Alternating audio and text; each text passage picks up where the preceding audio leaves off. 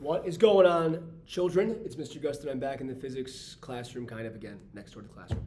Today, I'm going to do some practice problems with you about electric potential energy, conservation of energy, work done by moving charges, things like that, just so we can get a little bit of mathematical practice. So, I got two problems for us today. Let's take a look. The first one, I've got a 20 microcoulomb charge and a 5 microcoulomb charge that are 100 centimeters apart. The question is how much work is done to bring the charges from 100 centimeters to 25 centimeters because they're positive charges. I'm going to need to apply a force to move them that way. They won't naturally do that, so I'm going to do work on my system.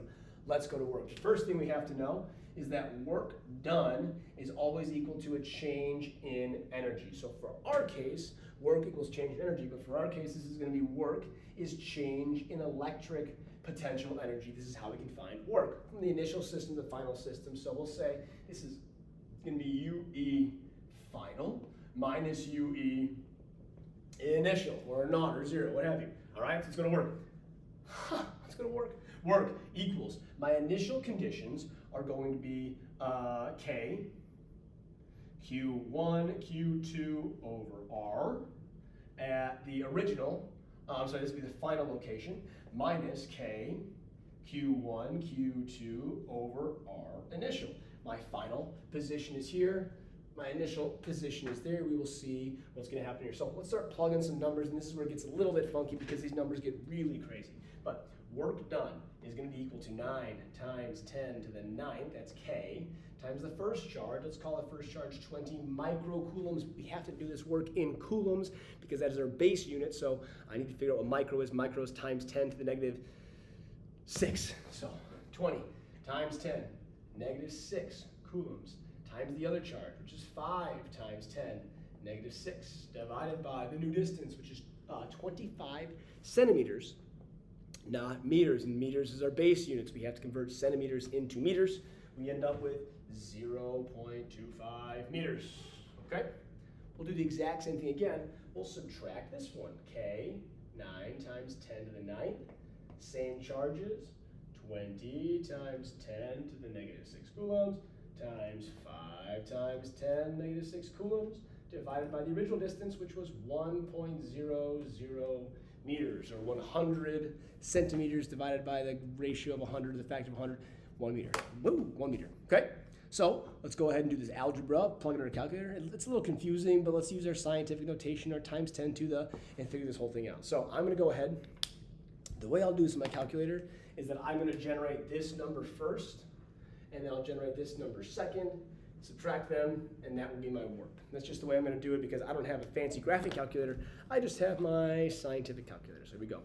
9 times 10 to the 9th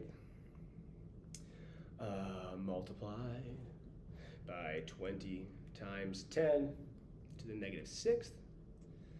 Close that parenthesis, times 5 times 10 to the negative 6th. Close that parenthesis. Divided by 0.25, I get, this is actually a really small number. I gotta make sure I did this right. I get an answer of 3.6. That's actually pretty crazy, 3.6 joules. And let's do it again over here. Now, the fun part is you can just go back to that previous calculation and just go change the one number. So instead of dividing it by 0.25, just go divide it by 1. So that's pretty easy, actually. So go change that. When I do that, I get 0.9 joules. Well, what is the difference here? The difference between 3.6 and 0.9. 3.6 minus 0.9. I get my answer is 2.7 joules. How much work is done to do this, to move that charge that far? 2.7 joules is my answer because I was able to take my work energy theorem, apply it to my scenario, and plug my numbers in and solve. Pretty straightforward. The numbers can be a little daunting. Just plug and chug. You know the numbers because they're on your constants page or they're given to you in the problem, and you may have to do some a little bit of factoring for conversion factors for coulombs or meters. All right? Question 1 done. Question 2. Question 2 is over here. I've got 2 protons. Let's draw that picture. 2 protons. One is here. One is here. Okay, we'll call this the initial, we'll call it A. This is at point A. 2 protons separated by 30 centimeters. So we'll call this distance here between their middles 30 centimeters. Then 1 proton will stay is stationary, 1 proton is moving. We know both are going to move away separately, but sometimes our frame of reference is easier if we envision one not moving and one being pushed away. At this point, this distance now is 50 centimeters. Let's call this point B. Now, if I'm labeling this, right up here, they are held and then released. And so when they're released, that potential energy starts to convert itself. It's going to be pushed away or repelled. So over here, there's obviously some motion. There's definitely motion or speed of that proton at point B. Let's go ahead and write our conservation of energy expression. So over here, at A, we have got electric potential energy at A, held at rest. As soon as I let them go, they start to move. Now there's definitely going to be motion at B, so there's kinetic energy of that proton. But even though there's motion, there is still a difference in positions here, and these charges are still pushing on each other at a position nearby, so we have to consider that there's electric potential at point B as well. Now the question is, how fast are they moving? So I'm really trying to figure out the speed component of my kinetic energy. Let's go ahead and start plugging some things in. My equation is K, Q1, Q2 over R at point A. That's equal to 1/2 the mass of a proton times V squared, plus K, Q1, Q2 over R at B. Very similar to what we had the first time, but we're not looking for work. In this case, what is that work doing? That work is actually motion. It's actually moving the proton. So we're going to solve for this, all right? Let's plug some things in. 9 times 10 to the 9th times the charge of a proton, or we can just do this because it's 2 protons, so proton times proton. We can do 1.6 times 10 to the negative 19th coulombs, our elementary charge, squared, divided by, they were separated at 30 centimeters, but we need to convert it to meters, so 0.03 meters. This would be our first term. This is equal now to 1/2 the mass of a proton, which is given me right here, 1.67 times 10 to the negative 27th kilograms, that's our base unit, times V squared, that's what I'm solving for, plus 9 times 10, 9, and I'm going to do the same thing, 1.6 times 10, negative 19 coulombs, squared, because they're 2 protons, and now they're at 1/2 a meter apart. Okay, so I've got all this here. Again, kind of like last time, I would say solve for this number in your calculator, solve for that number in your calculator, isolate them over here together, and then go ahead and do some algebra. But we'll do the algebra together just to figure this out. We'll figure it out. All right, calculator time.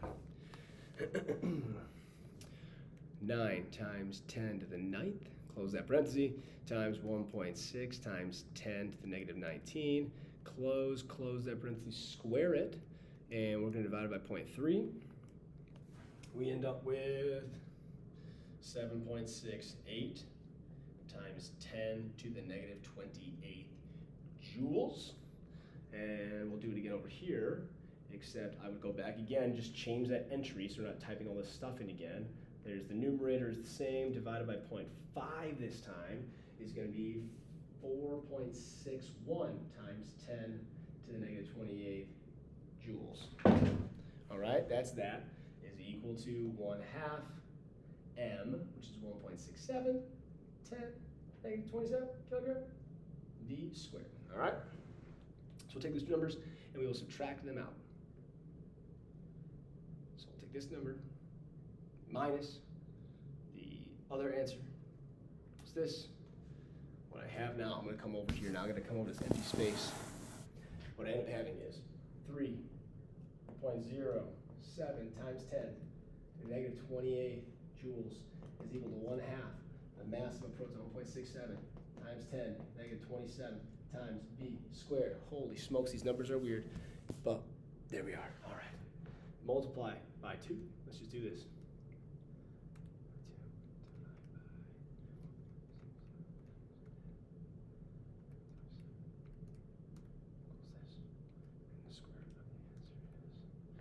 Here is what I end up with.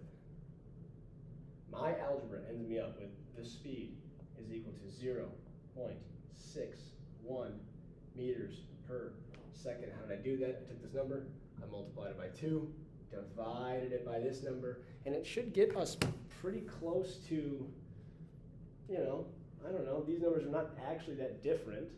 They're off by a factor of 10, so there is that. 28 divided by 10, so like this number is bigger than this number, so I should see a number less than 0. And take the square root of that, so my square root of something less than 0 is still less than 0. That number tends to make sense to me based on what we just did. So trying to make sense of a number that really is hard to make sense of. Okay, the algebra I think is probably right. So what we do, over here, we had a scenario where I wasn't looking for the work, I was actually looking for the speed of an object at the end. Point A, 30 centimeters apart. Point B, 50 centimeters apart. That's really far apart for two protons to be.